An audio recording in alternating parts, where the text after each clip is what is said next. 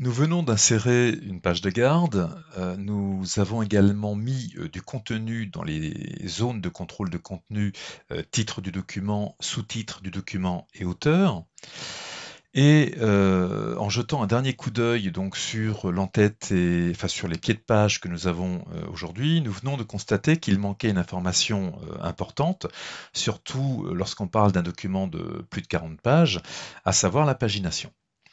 La pagination, nous allons la mettre en place dans l'entête, sachant que le pied de page est déjà bien occupé. Donc, nous allons déporter la pagination dans l'entête du document. Alors, je suis actuellement sur une page impaire, ce qui m'est confirmé ici par ce petit onglet en tête de page impaire. Il faut bien savoir que depuis que nous avons fait le choix de dissocier les pages paires et les pages impaires, il y a en fait à chaque fois deux en-têtes et deux pieds de page qu'on doit mettre en place. Donc là, nous sommes dans un en-tête de page impair. Alors pour être tout à fait cohérent, sur les pages impaires, on a aligné à droite ici le pied de page. Alors ce que je vais faire d'ailleurs ici, je trouve que ce n'est pas très joli, donc ce pied de page qui déborde comme ça sur la justification du texte.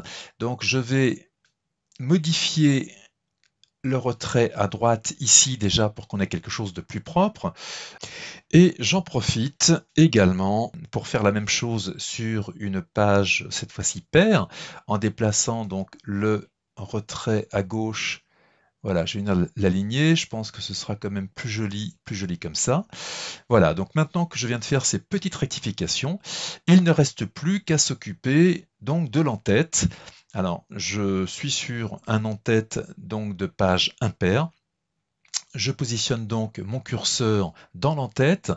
Je vais tout de suite aligner à droite ici de manière à être cohérent avec mon pied de page, mon paragraphe, et je n'ai plus qu'à aller dans l'onglet en-tête et pied de page.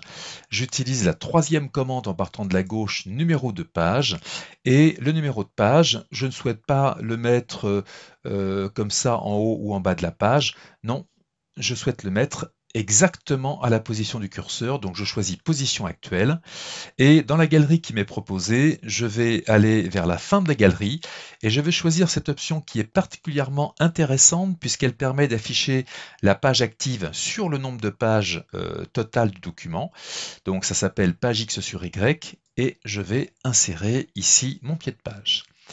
Je vais faire un tout petit peu de modification, notamment en supprimant les éléments de texte page et sur.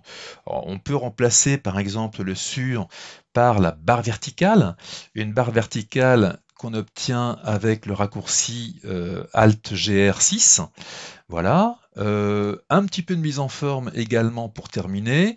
Le gras, je n'en veux pas, je vais l'enlever. La taille de la police qui est de 11, on va la passer à 10, ce sera largement suffisant. Ce qui doit attirer l'œil, évidemment, c'est eh bien, c'est le corps de la page, hein, et ça n'est pas ni l'entête ni le pied de page. Alors, voilà qui est fait pour une page impaire. On va pouvoir vérifier tout de suite que les pages paires, elles, ne sont pas du tout concernées donc, par l'insertion qu'on vient de faire. Alors, je me place maintenant sur une page paire et je recommence la manipulation.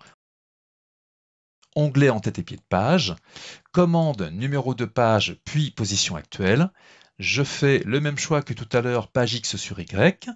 Je fais également les mêmes petites corrections concernant le texte, page et sur. Là encore, je vais remplacer voilà, par la barre verticale. Je vais enlever le gras et diminuer légèrement la taille de la police.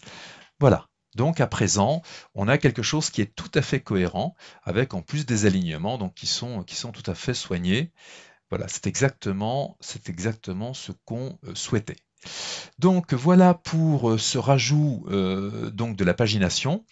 Dans ce document, on aura finalement utilisé à la fois la zone d'entête et la zone de pied de page, mais n'oublions jamais qu'à partir du moment où on a fait le choix de dissocier les pages paires et les pages impaires, nous nous retrouvons avec deux en-tête et deux pieds de page, un en-tête et un pied de page pour les pages paires du document, un en-tête et un pied de page pour les pages impaires.